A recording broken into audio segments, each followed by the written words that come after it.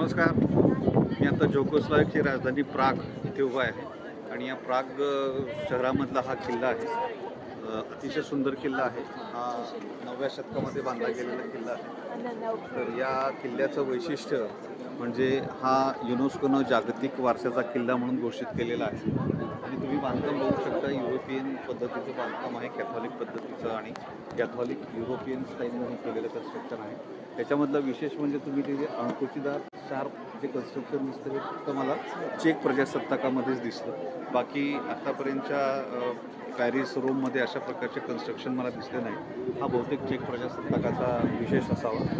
आणि 9व्या शतकात हा किल्ला आहे. 17.5 एकर परिसरामध्ये याचा विस्तार आहे. या किल्ल्यामध्ये बागा आहेत, कारंजी आहेत, त्यानंतर पर्यटकांसाठी खास चहा पाण्याच्या व्यवस्था केलेल्या आहेत. आणि असा हा सुंदर किल्ला जेव्हा तुम्ही चेक प्रजासत्ताकात याल, भेट द्याल पूर्व युरोपमध्ये, तेव्हा निश्चित इथं भेट द्या आणि हे युनेस्कोनं जागतिक वारसास्थळ म्हणून घोषित केलेलं आहे.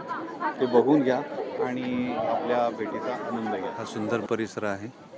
प्रागमधल्या किल्ल्याच्या टेरेसवरनं दिसतोय तो. छानशी सुंदर चेक पद्धतीच्या बांधकाम शैलीमधली ही घरं, त्याची ही कौलं, अतिशय हा सुंदर परिसर दिसतोय. तुम्ही बघू शकता ज्याप्रमाणे आपल्या पर्वतीवरनं पुणे शहराचं दर्शन होतं तद्वत हा परिसर दिसतोय. संध्याकाळचे 4-4:15 वाजलेले, आकाशामध्ये ढगांची गर्दी झालेली आहे. तर असा हा चार्ल्स बीचचा नजारा आहे. सर्वजण पर्यटक इथं मस्त मजा करायला आलेले आहेत. हा ब्रिज दिसतोय.